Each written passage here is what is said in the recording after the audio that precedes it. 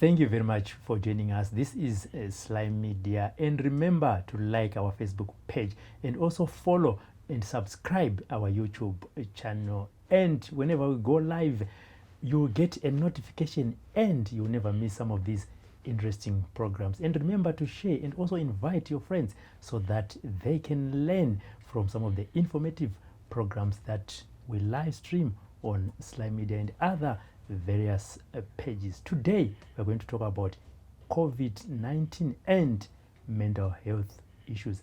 Hanzi nguva ineyi vanhu vakuita zvimwe zvinhu zvisinganyatsonzwisisika nekuda kwedenda recoronavirus. Kupenga here, madrugs here, chii chiri kukonzera izvozvo. Hanzi vanga kutosvika even kana pakurovana. But to help us to talk about those issues is Dr. Vongai Munatsi. Dr. Munatsi, welcome to the program. Thank you, Robert. Thank you for having me. Let's just in brief, from a medical point of view, what is coronavirus? Okay. Coronavirus is a virus that is like a flu that is spread through droplets when a person is talking or when they are coughing.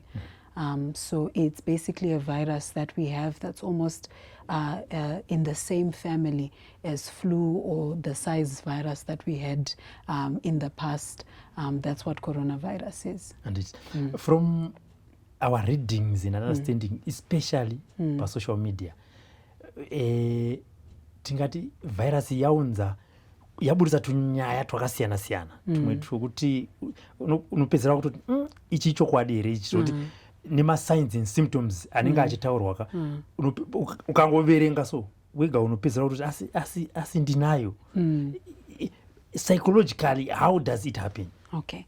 So I think you're talking about a lot of the things that people within the community have been facing. Because coronavirus is something that is new. We've known, the common flu or the common cold, and we've known that, if you have it, it's something that you can, get over, and you can actually become well and you can become okay. So after a period of time, your immune system sort of fights away the flu virus, and then it goes away, and then everything becomes okay. But with coronavirus, there have been all of those challenges in which we've had different variants. If you remember from the first lockdown that we had last year in March 2020, and the variant that we had around December, and also the current variant that we have right now. And there also are the variants that people are talking about in terms of the Delta variant and all of those things. So we've had different kinds of coronavirus, and also uremu, or the potency, or even the level of infectiousness or effects that it has had on people has become quite different. So all of these things that people can die from coronavirus, especially people with underlying conditions who can be affected by the virus, has made coronavirus a lot different from the common cold or the flus that we knew in the past. So having that, makes it something that can make people very anxious, and it can also make people very fearful. And when we are anxious, it sort of affects our mental health. It affects us psychologically, which is why you find that when somebody maybe starts feeling anxious or frightened that they might have coronavirus, or their family members might have coronavirus, they will have things like panic attacks, chest pains, heart starts beating fast, you are sweating, you're feeling hot and cold, you've got a fever. And some of these are kind of the signs and symptoms of coronavirus. So being able to actually differentiate that I'm having an anxiety attack or a panic attack, or I have coronavirus, and these chest pains that I'm having are not actually a sign that I've got severe coronavirus, is something that's difficult for people to actually separate or distinguish. So this is why, it's actually quite difficult. It then affects the mental health, and it also affects the way that people then act or react towards it when they think that they have it. Yeah. But for us, to really understand mental health, kwatiri susu, we can't say things that are happening. The new normal that is here now has changed our kind of thinking and living, and then it's not easily acceptable. tinopedzera taakutenda kumaprofita nekung'anga kunoti zvaakuita munhu uyu kunenge kwaakupenga aroyiwa. Mental health kuroyiwa here. So Robert, I think ndo dambudziko ratinaro handiti mucommunity medu, nekuda kwokuti kwenguva yakareba vanhu vanga vasina ruzivo pamusoro penyaya dzemental health kana kuti nyaya dzeutano hwepfungwa. Saka kana munhu akatanga kunzwa mavhoisi asiri kunzwikwa nevamwe kana kuona zvisiri kuonekwa nevamwe, kazhinji kacho tinofunga kuti zvishiri kana kuti tinofunga kuti munhu aroyiwa kana kuti pane mamhepo aiswa pane munhu. Asi chatinofanira kunzwisisa ndechekuti pfungwa dzedu dziri mumusoro medu uye dzine zvadzinotibatsira kuita kuti tinge tichikurukura hunge pfungwa dzine utano, kuti ndinge ndichinzwisisa zvauri kutaura hunge ndine utano hwepfungwa. Kana ndikati ndinzwe kana kuona zviri kuitika pano ndisiri kurasika kana kuva confused pane zvatiri kukurukura pari zvino, hunge ndine utano hwepfungwa. Asi pfungwa dzakangofanana neimwe nhengo yega yega iri pamuviri. Kana mwoyo ukanga usiri kushanda zvakanaka, ropa harifambi zvakanaka mumuviri, munhu anonzwa kuneta, munhu anonzwa kunge zvinhu hazvisi kunyatsofamba zvakadini zvakanaka. Saka brain inhengo yomuviri uye inogona kukanganisikawo. Inogona kukanganisika pakuti inogona kuva nemachemicals ainoda kuti inge ichishanda zvakanaka. Kana machemicals aya akanga asina kunyatsobhalansa zvakanaka, munhu anorwara. Ndozviya zvatinoona munhu akuita confusion, akutadza kunzwisisa kuti chiri kumbonyatsoitika kwandiri chii. Kana kuti dzimwe nguva anogona kusuwisisa zvakanyanya zvokuti anotadza kuzviburitsa mukusuwa ikoko. Nokuda kwekuti machemicals kana kuti zvinodiwa nebrain kana kuti pfungwa dzedu kuti dzishande zvakanaka hazvina kunyatsobhalansa uye hazvipo sematarisirwo azvinofanira kunge zvakaita. Saka izvozvo zvinogona kuita kuti munhu adini arware nepfungwa.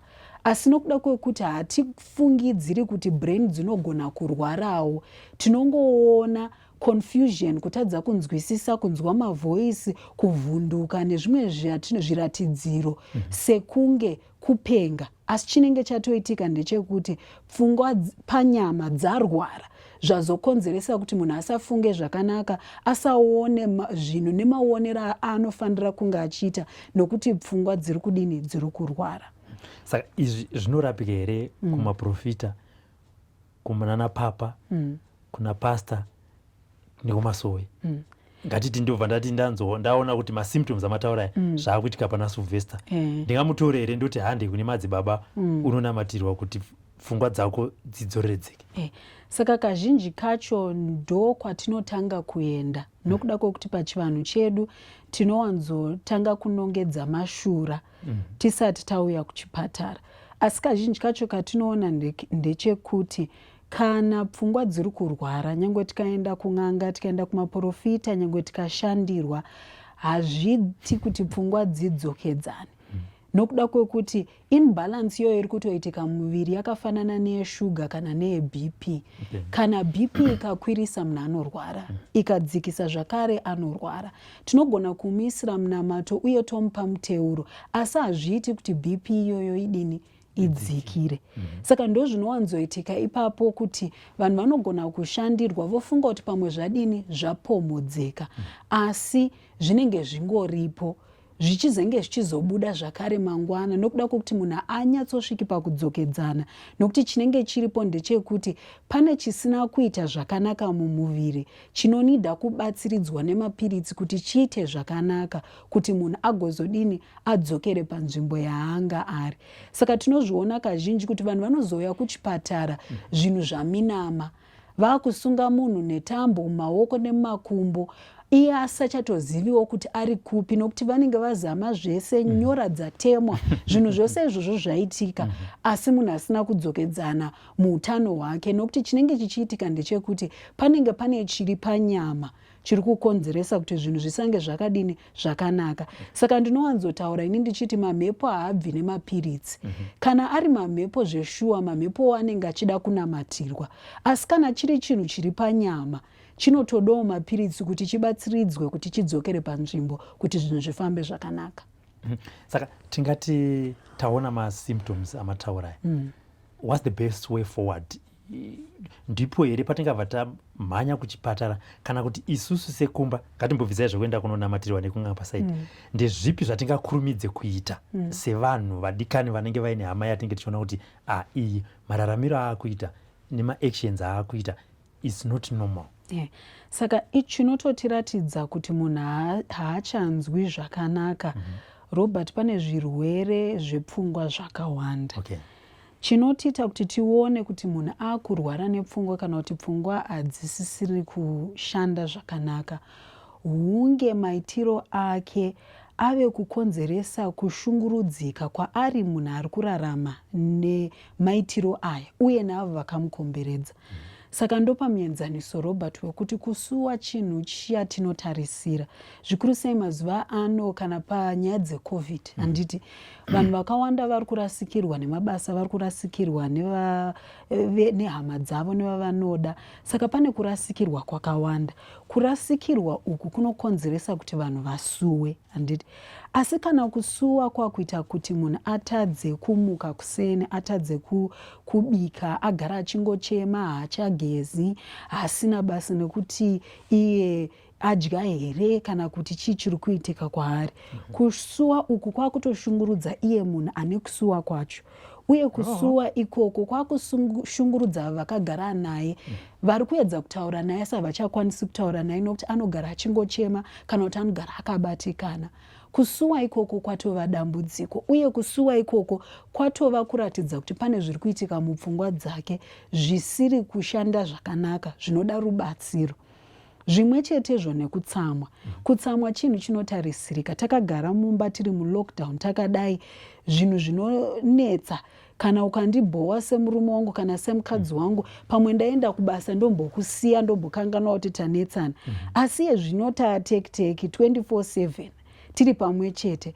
Saka ukandibhowa, kundibhowa kuya kunoramba kuchidini, kuchingoramba kuchiitika, handiti ndizvo. Kana kutsamwa kwangu kwakuita kuti ndipwanye zvinhu, ndirovane nevanhu, ndave nemhirizhonga, kutsamwa uku kwakutoratidza kuti pane zvisisina kumira zvakanaka mupfungwa dzangu. And kwakuda rubatsiro, uye kwakutoratidza kuti pfungwa hadzisina kumira zvakanaka. Zvimwe chetezvo nekuona zvisiri kuonekwa nevamwe kana kunzwika munzeve, kunzwa mavhoisi vanhu vachitaura neni. Vamwe vanogona kutaura kuti ndiri kunzwa Mwari vachitaura neni saka ndiri kunamata, kana kuti ndiri kuona mavisions ekuti Mwari vari kutaura neni. Asi kana ndakunzwa mavhoisi anogara achindiudza kuti ndikurure hembe ndimhanye munharaunda ndakashama, zvandakunzwa izvi hasisiri zvinhu zvakanaka uye hasisiri zvinhu zvekuti zvingashandika nazvo. Nyangwe kana ndakuona nyoka, kana ndakuona zvinhu zvinongonditevera zvichida kundiruma, zvichida kundikuvadza, ndogara ndichingovhunduka, ndichigara ndichingotya. Zvinoratidza zvinhu zvose izvi kuti pfungwa hadzisisina kumira zvakanaka uye ndakuda rubatsiro. Saka kana zvinhu zvakadaro Robert, vanhu ngavatsvage rubatsiro. Vanhu ngavatsvage vana chiremba vavanonoona, vokurukura navo kuti maitiro aiita mwana wangu, maitiro aiita hama yangu achinja, hazvisiri izvo zvaaive. Patone chimwe chaakunetsa, chaakushungurudza, chaakuita kuti asanyatsogadzikana mukurarama kwake kana kuti mukugara kwake kwemazuva ese. Doctor, I wanted to speak more and clarify on this issue. Can we say, because we have seen the rising in number of domestic violence, especially during this lockdown, can we say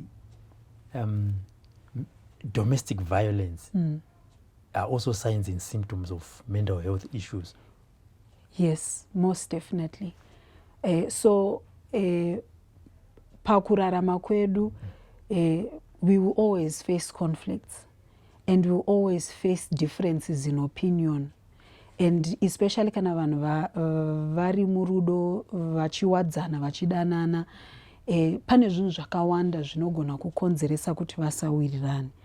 Asi kana taakutadza kutaurirana kana kukurukurirana zvatinonzwisisana, tave kuti iwe undinzwisise kana kuti iwewe unzwe zvandiri kutaura, ndinofanira kukurova kuti iwewe unzwisise patove nedambudziko. Ndozvatataura zviya kuti zvakuitika zvakushungurudza ari kuzviita neuyo ari kuzviitirwa. Nokuti iye wacho ari kurova anitori nedambudziko, uyo ari kurohwa zvakare anitori nedambudziko. Chekutanga ari kurova ari kuti pamwe ndinzi ndiri mukadzi kana kuti ndinzi ndiri murume kana kuti iwe unzwisise zvandiri kutaura ndinofanira kushandisa force, whereas mumarelationships we expect influence. Kana iwewe uchiona zvinhu kana kuti if you are thinking about things in a particular way, you have to influence me to change my mind so that I can go in the way you want me to go. But kana ukaona kuti iwewe hauchakwanisi kundi-influence and the only way you can now influence me is by force, then patove nedambudziko. Uyo anogamuchira zvakare kurohwa anitoriwo nedambudziko, urwerewo at another level. Nokuda kwekuti ndazvionei ndashaya kukosha maziso angu, ndosaka ndabvuma kuti unogona kunditreata in whatever way you want, which includes physically hitting me and abusing me. And I think I am so valueless that you can treat me in that particular way. Saka zvinenge zvaane kudyidzana pakuti uyo anoti kuti ndiratidze kuti ndine simba kana kuti ndiri murume kana kuti ndine power, I have to show that power through violence and force. Uyo oti inini I'm not worth loving or I'm not important enough to be treated well, so I can accept the abuse and I can accept kurohwa ikoko, which is something that is not good and shows a challenge in mental health for both partners. So in this case, who is affected more in terms of mental health issues and cases? Okay, I mean, if you could just maybe start by looking a little bit back before COVID and during this period from your experience.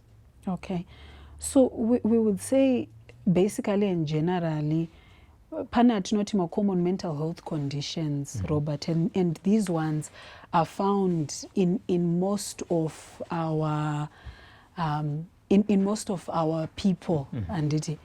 And depression, for example, is one of those common mental health conditions that we find in our communities. And I think in a previous talk that we have had, I've spoken about 3 out of 10 people that come to my healthcare facilities across the country have got depression, but they don't know about it. So a lot of the times people struggle and they actually are not very aware or conscious kuti why are we struggling. And most of the times depression affects women more than it does men.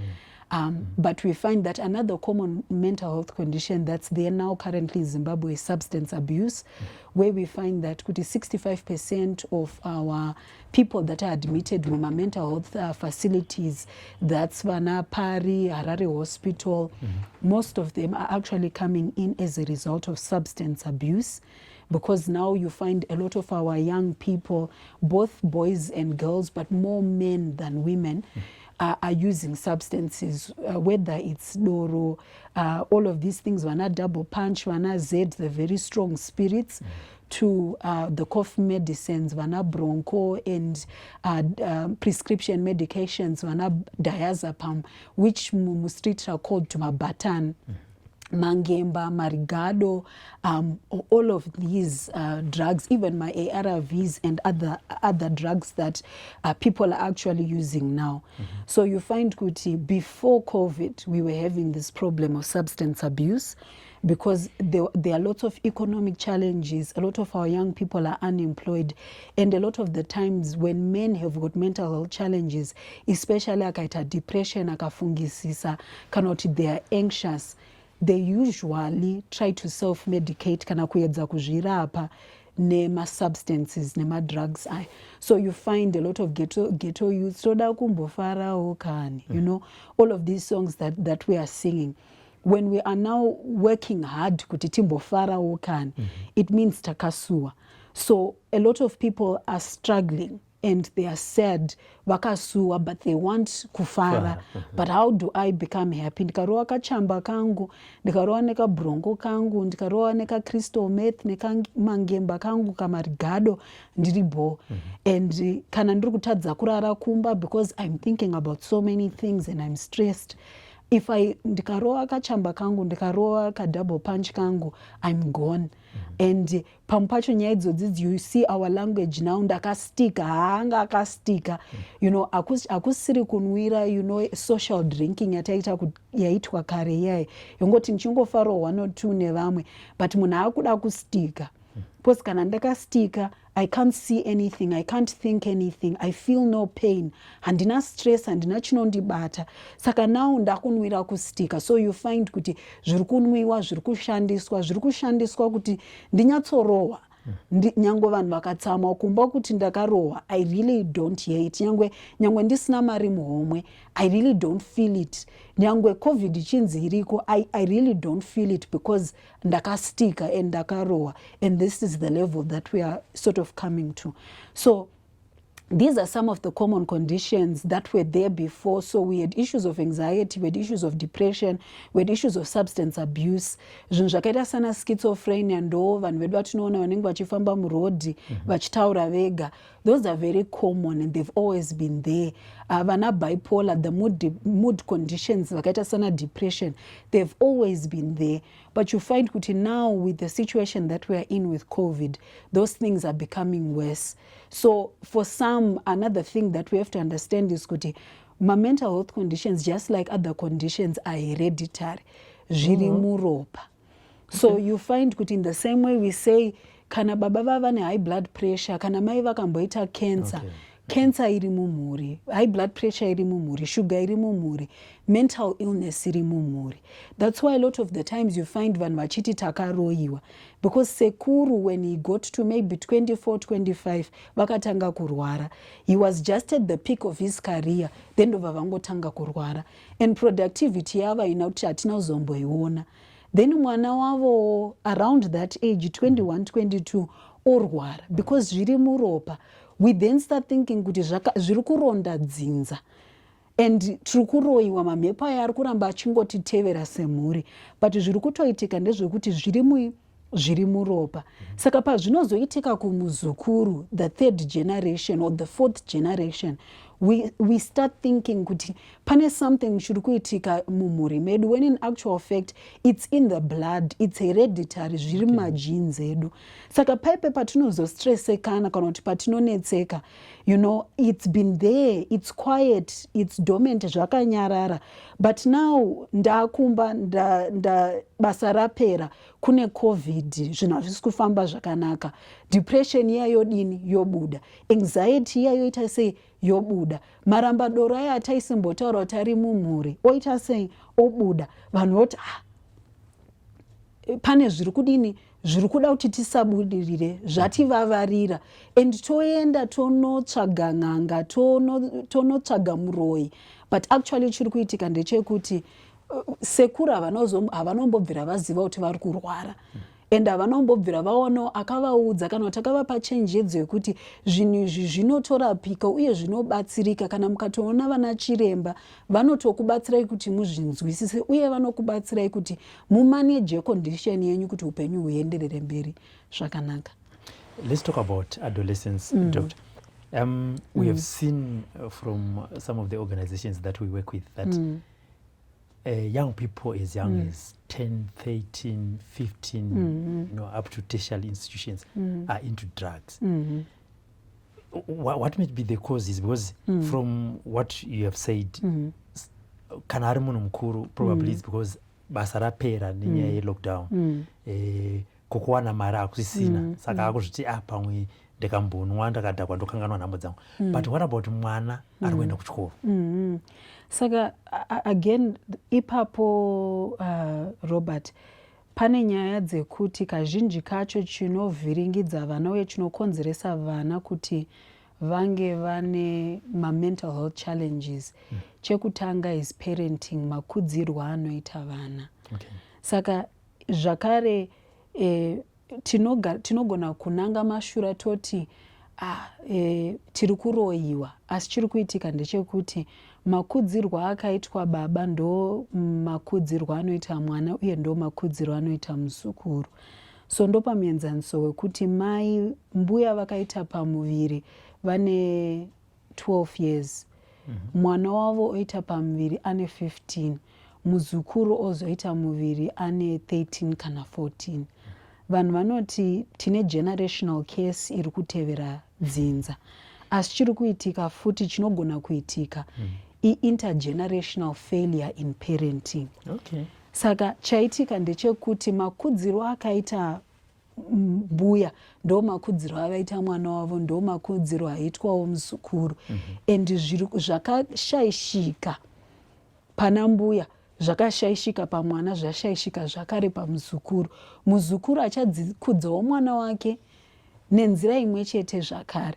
Saka chinowanzobata vana is parenting. Isi tikaona vana vasiri kutoita zvakanaka, pane zvirwere zvevana zvepfungwa, pane zvekuzvarwa nazvo, zvekuti mwana anotogona kukura paitika brain damage achiri mudumbu mamai vake, anotogona kuzvarwa ane mental health problem.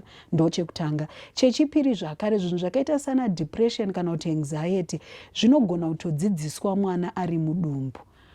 Sekuti kana mai nababa vachigara vane mhirizhonga mumba, mai vakazvitakura, mwana anodzidza achiri mudumbu kuvhunduka. Nokuti mai pavanovhunduka panze vanotumira atinoti ma-stress hormones kumwana ekuratidza kuti panze pano hapana kumira zvakadini zvakanaka.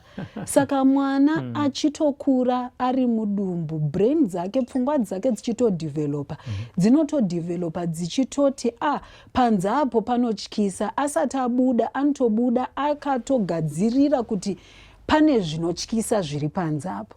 Saka pane vanhu vakuru vakawanda vanongovhunduka but havanzwisi kuti sei ndichivhunduka, sei ndichitya, ndikanzwa ma-loud noises, ndikanzwa ma-loud sounds kana zvimwe zvinhu zvikangoitika ndinovhunduka, ndinotya, but handinzwisisi kuti sei ndichitya. Chakaitika ndechekuti pane ma-memories akaitwa lay down mwana achiri mudumbu, kana kuti mwana achitori rusvava, asina mashoko ekugona kumadudzira kana kumatsanangudza, asi ma-memories acho aripo. Saka brain dzedu dzine zvinhu zvakawanda zvadzinorangarira kana kuti zvadzinochengeta kuti dzichichengetedze isu. Saka zvinhu zvakaita sana anxiety zvinogona kutodzidziswa mudumbu. Mai kana vari depressed vakazvitakura vanogona kutodzidzisawo mwana kuva depressed. And ndo zvakare first 6 months muzvere paya paanenge munhu achangobatsirwa paya zvakare, handiti pachivanhu chedu munhu anoenda anosungirwa enda kumba kwava, handiti ari ikoko anenge achibatsirwa. Chaanenge achinyatsobatsirwa ndokuti iye asaite depression, yatoti postnatal depression. Nokuti kana iye akava depressed achirera mwana wake ari depressed, anodzidzisa zvakare mwana iyeye kuti ave depressed. Saka first 5 years dzeupenyu hwemwana, kutukana, maitiro anoita vabereki, mawirirano avanenge vachiita ivo, anodzidzisa mwana zvinhu zvakawanda. Nokuti mwana anozvarwa ari blank, asina chaanacho. Asi chatinozoita isu ndechekuti sevabereki tinomudzidzisa kuti akakosha nemanyararidzirwo aanoita. Saka zvimwe zvatinoona even muma-relationships vanhu vachizonetseka kuti haagoni kuwadzana nevamwe, haagoni conflict resolution, zvinhu hazvingofambi zvakanaka. Chakatoitika ndechekuti pa-first 5 years dzekuzvarwa kwake ikoko, haana kubvira adzidziswa kuti unokurukura nevamwe sei, unoresolva ma-conflicts sei, iwewe wakakosha, iwewe unodiwa, unodika, unogamuchirika. Nokuti vabereki mabatiro avakamuita kubva ari rusvava zvinhu zvinodzidzisa mwana zvakawanda. Saka even kunyararidzana chaiko kwekuti mwana akachema mukati regai adini, regai achema achanyarara, muri kumudzidzisa kuti zvaunonidha, kuchema kwako, kutaura kwako hakuna basa. Saka zvikaramba zvichidzokorodzeka mwana achadzidza kuti hazvina point kuti nditaure. Nyangwe ndikavaudza vanhu ava hapana chinodini, hapana chinochinja, nokuti tamudzidzisa kuti kutaura kwake hakuna chinyi, hakuna basa. Saka nyangwe paanokura, nyangwe chinhu chakaipa chikaitika kwaari, haagoni kutaura. Nokuda kwokuti akatodzidza kuti zvandinonidha, zvandinofila hazvina basa. So zvinhu zvinoitika isi tichingofunga kuti mwana achiri mudiki uyu, hapana chaanodini, chaanonzwisisa. Asi makudzirwo anoita vana anovaita predisposed to urwere hwepfungwa. Saka you find kuti even zvese izvozvo zvekuti vana child sexual abuse, nyaya dze-substance abuse idzodzidzi in adolescence, zvinototangira pakuti kana tikaona mwana ari kurwara tinototanga kuvhunza kuti chii chiri kuitika kumba, nokuti gavi rakabva kumasvuuriro. Iye haana chaanokwanisa kuzviitira ari oga, asi kuti pane vanenge vatokuchidzira moto iwoyo, and kazhinji kacho vabereki navo havazonzwisisi kuti chii chiri kuitika. Nochine chakuitika ndechekuti musikanzwa, but kutoshandisa madrugs ikoko nezvimwe zvise zvinenge zvichiitika is a cry for help. Nyangwe sitinototi kana mwana akatanga kuba ari mudiki, handini ndizvo, apinda mashops, atora chinhu asina kupiwa, isu kwatiri tinototi mwana ari kutoedza kutokutsanangurira kuti pane zvandaisiwana zvandisisachadini, zvandisisachawani. Saka ndaedza mba muno kukuudzai kuti zvinhu izvi ndinozvida, asi mamusi kundinzwa. Saka ndakuenda kucommunity kuti inondibatsirawo kunzwa kuti ndine zvandiri kuita sei, zvandiri kutsvaga, zvandiri kuda. Asi vabereki havakurumidzi kuzviona.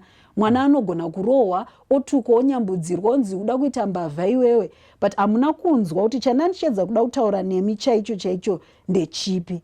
Saka zvese izvozvo zvinhu tikaona kuti vana havachanyatsoiti zvakanaka, zvinhu zvinotokwanisa kutorapika, zvinobatsirika kana tichinge tabuda pachena kuti ndozviri kuitika uye tatsvaga rubatsiro rwacho. There you are, viewers. We are talking to Dr. Vongai Munatsi. As you have heard from her, the first 5 years are very important. Her answers may not be very conclusive. Her answers may not be too deep, but I understand you have also learned one or two things. Let's go to this interesting or controversial subject: gays, lesbians, and transgender. Is it biological? Is it a mental case? Zvinofamba sei kuti murume anorara nemurume, mukadzi agorara nemukadzi, murume agozvarwa agosvika paextent yekuti aiwa ndakuda kuchinja kuita mukadzi, kana kuti mukadzi anogona kukura agosvika paextent yekuti aiwa ndada kuita murume. Muno muZimbabwe zvavemo, zvave common. Kudhara taimbozviona chete painternet. Dr. Munatsi, gays and lesbians and transgender, is it a mental issue or it is something which is biological? Robert, you know, panyaya iyoyi, in terms of medical science, I think vanhu vari kuita back and forth in terms of actually being clear about whether it's a biological thing and munhu anozvarwa akadaro, or it's a psychological thing in that pane zvakaitika kune munhu mumakudzirwo aakaita that then led to somebody feeling like inini I am a particular way and I align, you know, in a particular way and in a particular, to a particular kind of gender, or I represent myself in a particular way. So the science is still out in terms of trying to actually understand and figure it out, because there are some that are saying there is a gay gene and that we actually need to find that gay gene so that we can be able to explain kuti aiwa munhu anotonge azvarwa akadaro and gene racho rinenge ragara riripo, and therefore somebody then can't help themselves when something like that sort of starts happening and they start recognizing it in themselves kuti I'm attracted to other women or I'm attracted to other men. But there are others that are also then saying kuti if people then find that this gene is actually there, then does that mean that people want to kill this gene before it's even out there so that they try and eliminate this way of expressing? And then there are others who would then say there has been experiences where somebody has not had a good relationship either with the opposite sex. So I haven't had a good relationship with my father, and I have aligned with women and I have understood women and I thought women are more attractive, or vice versa. I've not had a good relationship with my father, and then I am looking for that fulfillment in terms of that relationship with another man so that I can have that fulfillment. And then there are also some cases where there are issues of sexual abuse, where either somebody has been abused in childhood and they are sexually awakened and their first sexual encounter is either with a man or their first sexual encounter is with a woman. And then those feelings have grown from that point. So it's quite difficult to actually separate and to make my distinctions to say what is what, which is what I think makes this very controversial. And kudara, the way that the world was, you know, people used to say, and in terms of even our classifications as doctors, we used to say that it was a mental health condition. But now it has been removed from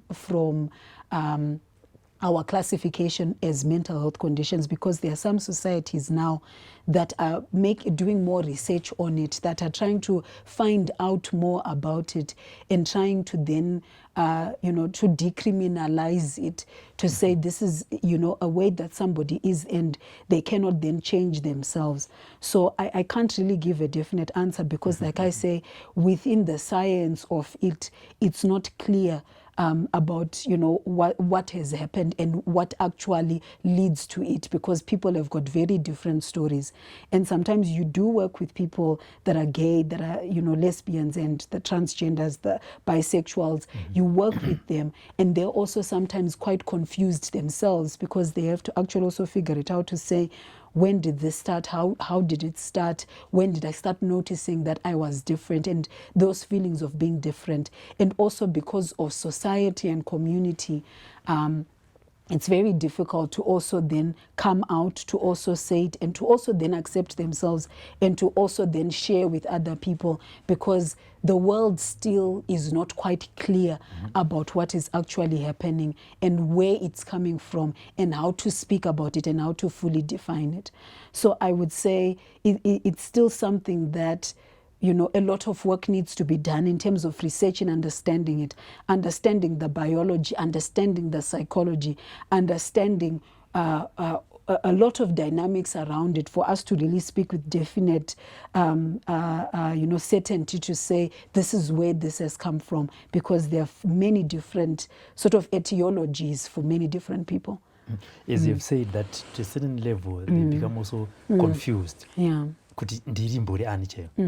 How can gays and lesbians be assisted in terms of counseling? Because kuti ubude pachena kana kuti udze amai vako kuti inini ndiri kunzwa kuti it's very difficult. To a certain extent, it leads to suicide. Can they be assisted in terms of counseling? Kugara naye pasi in your sector. Yes. Not kwatiri isusu because akatudza pamwe isusu ratozoti aiwe but kwamuri mimi, so that one might be watching right now and say, no, I think there is my answer. I should go and get help there. Okay. Yes, definitely, Robert, they can be helped, because within our profession, Isusu, we work with many different people with many different challenges. And mashandiro edu atinoita ndeyekuti zvese zvatinotaura is confidential. Okay. Which means kuti tinochengetedza tsindidzo. Kunyangwe zvinhu zviya zvinenge zvichitaurwa, munhu akazvifunga ari ega anofunga kuti izvi hazvingatauriki. Asi isusu izvozvo zvisingatauriki zvinonzi handina wekukurukura naye, kana kuti vanhu vakazvinzwa vangavhunduka, kana kuti vanotadza kundigamuchira. Ndo zvatinotoshanda nazvo. And pakuzvikurukura tinenge tichida kubatsira munhu kuti anzwisise kuti iye ari papi. Nokuti kazhinji kacho mibvunzo iyoyo yekuti ndiri papi iri quite normal and iri very common. Pazvakatangira uye kuzvinzwisisa zvinhu zvakatokosha, so that nyango paunozotaurira nyango veukama hwako, iwe pachezvako you are sure and you are convinced kuti ndo zviripo. And uye ini ndinozvigamuchira nokuti ndakatotorawo nguva kuzvifunga, kuzvinzwisisa, uye kuverengawo nezvazvo nekuda kuedza kunzwawo maexperience evamwe kuti zvakafamba sei. So sometimes kuva newokukurukura naye zvakakosha. And isusu we are very open to talking about it without judging, without being shocked or thinking my way izvi hazviexist kana kuti hazvinzwiki, nokuti ndo basa redu and isusu ndo ratakadzidzira.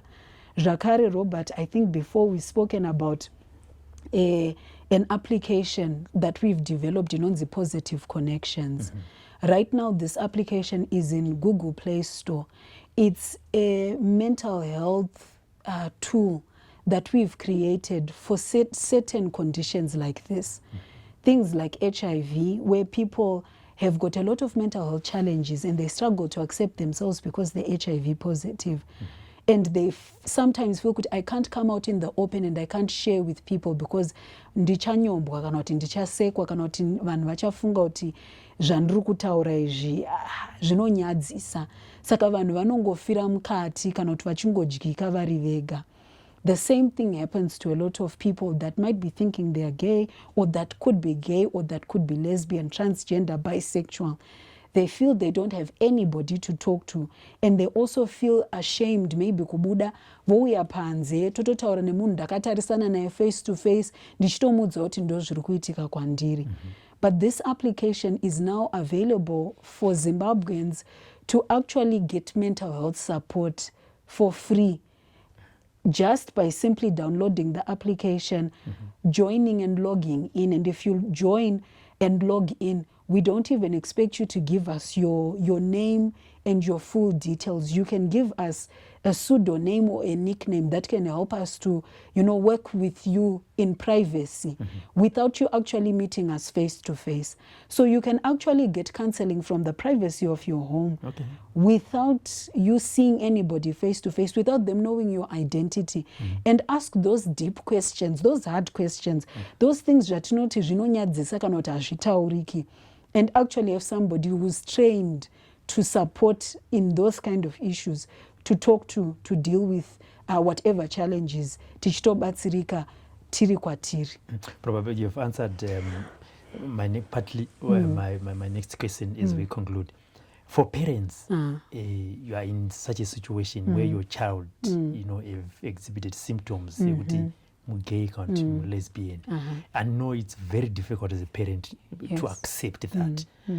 What kind of process should a parent go to eventually accept kuti mwana wangu ndo zvari, so that even pamwe zvikatanga neparent as it goes out to the community to a certain level vanogona kuunderstanda kuti mwana uyu ndo zvari?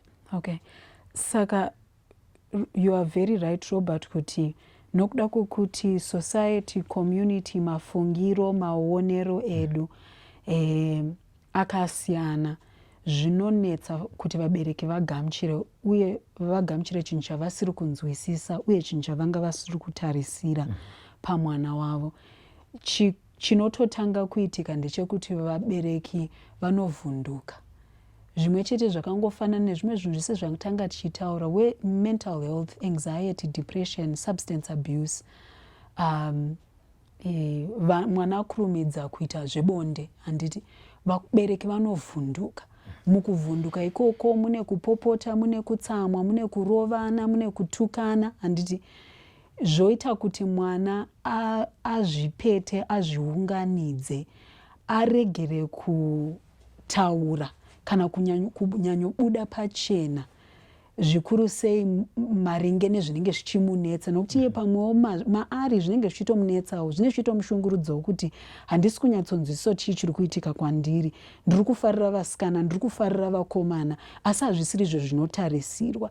Saka chakakosha kuvabereki ndechekuti tizvidzore mukuvhunduka imomo, titotangawo nesu kutsvaga rubatsiro kumakansela kana kumapsychologist akaita sesu, kuti mwana wangu ndo zvaataura, mwana wangu ndo zvaafunga. Nokuti dzimwe nguva tinozotaura kana kuita zvinhu zvinoita kuti mwana anzwe kunge iye haadiki kana kuti haagamuchiriki kana kuti zvaaita kana kuti zvaari kufunga hazvisi zvinhu zviri right kana kuti zviri normal. Of which chinozoitika ndechekuti zvatataura zve kuti mwana anogona kana kuzozviuraya kana kuti anozopedza nguva yese kana kuti akahwanda oita kunge asisi achazvifungi kana kuti asisi achazviiti, iye achiramba achidini achizviita. Pari zvino ndiri kuona vakawanda vechidiki, maadolescents atachitaura nezvavo iwaya, kuti vari kuexperimenta a lot of times with being bisexual. Saka it's a possibility kuti I can like girls, and it's also a possibility kuti I can like boys as well. But chiri kuitika ndechekuti kana mubereki akazviziva, akavhunduka, akarova mwana, akapopota, akataura zvakawanda wanda, dzimwe nguva tinosimbaradza chinhu changa chisina kumbosimba, when munhu anga ari muexperimental phase anga achida kunyatsonzwisisa and actually explore. Nokuti adolescence tinoiti time of storm and stress, and isusu tinoti adolescence actually gets up to 25 years of age. That's when brains dzemunhu padzinonyatsoseta and they get to full maturity. So if we are in this age imwe yesei, munhu anokwanisa kutaurika naye, munhu anokwanisa kubatsirika kuti aexplore iye ega pachezvake kuti chandiri kunyatsonzwa chaicho ndechipi, zvandiri kunyatsofunga ndezvipi, zviri kundiita kuti ndinzwe kuti maybe ndiri kunyatsofarira vakomana zvii, zviri kundiita kuti ndinyatsonzwa kuti ndiri kufarira vasikana zvii, pandiri chaipo pandimire ndepapi. Saka tikakurumidza kupinda, tikakurumidza kuvhara nyaya yacho, tikati zvazvitaurwi, izvazvinzwi, munhu anongoti obva angoramba ane havi iyaya isina kufungwa, isina kunyatsotariswa kana kukwenenzverwa kuti tinyatsonzwisisa kuti chii chiri kuitika. Zvozongopera zvakadaro tisina kunyatsoziva kuti chii chiri kuitika.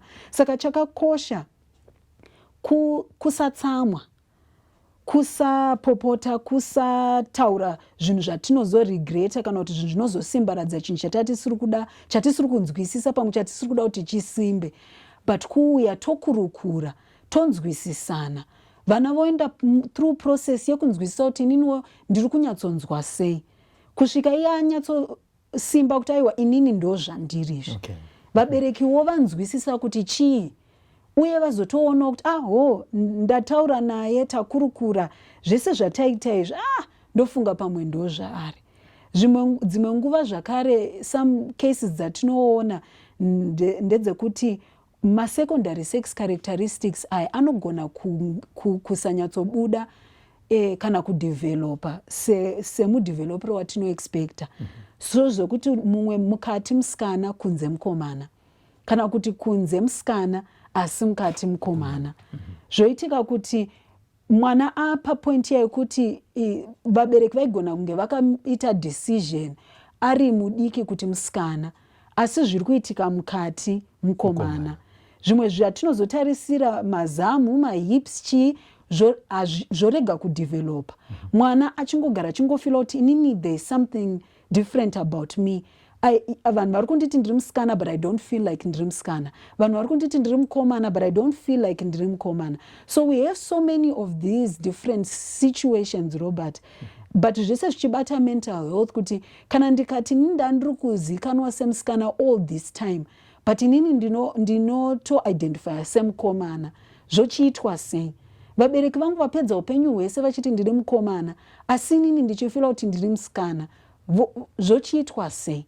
So there are all of these things zvinenge zvichiitika, asi vanhu kazhinji vanenge vachiti inyaya yedu, hatifaniri kufukura hapwa pane vanhu kana kuti pavatorwa vanhu voziva zviri mumba medu, nokuti hanzi chakafukidza dzimba matenga ka.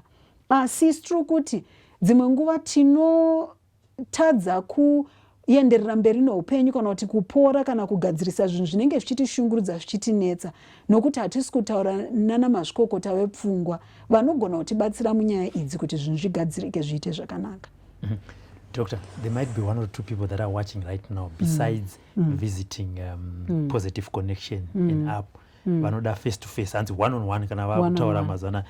Dr. Munatsi vanowanikwa kupi? Okay. Dr. Munatsi vanowanikwa panumber 18 Cleveland Road kuMilton Park. Saka mukauya ipapo Cleveland Road ndo road yakatarisana nePrince Edward School. I think that's an easier landmark for people to find Cleveland Road. Saka vanhu vakauya ipapo vanokwanisa kutiona uye tinokwanisa kusangana. Thank you very much, Doctor, for your time.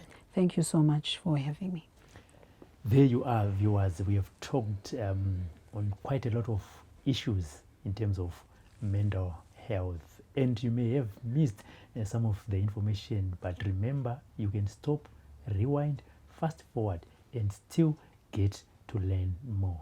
If you can't, then Dr. Munatsi, she has given you her address and also the connection, Positive Connection app that you can use to speak to one of the counselors privately. My name is Robert Afmane, and I want to say thank you to Silvester, who has been producing, and the man behind the scene. Join us again in the next program. For now, bye-bye.